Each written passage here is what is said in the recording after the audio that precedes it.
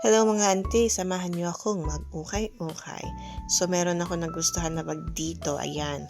Very light lang siya. Ang gusto ko sa kanya is yung simple design niya and magaan. Tapos yung loob niya is yung fabric niya, yung tela niya is white. I don't like kasi yung black yung loob. This one is a Kate Spade bag. Maganda pero mabigat.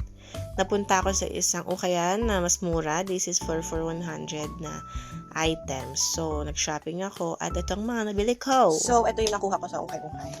So, I got this bag na ukay-ukay haul. So, meron ako dito neon na top and dress. I got H&M dress also. H&M. Diba? So, everything is 4 for 100. I got a skirt. Last one. It's a denim dress. Hindi ko alam kung kasha, pero parang hindi siya kasha, pero sana kasha. Ganyan. So, pag nalaban na siya, let's see if okay ba. Pero everything is 130 pesos. 130. Kasi nag-exceed ako sa 4 for 100. So, one is 30 pesos. And then lastly, binili ko yung bag na nakita ko. Yes! Yung strap niya is not your typical strap. Medyo ganito yung peg.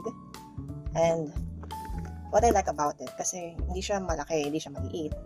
Kasi meron siya ditong snap na lock. Tapos may division and meron din siya ditong ganyan. So, minsan kasi may lakad na parang gusto mo magdala ng something. Pero minsan yung bag mo na regular na size na parang yung typical everyday use mo hindi enough. So, this one will do. And very ano din siya.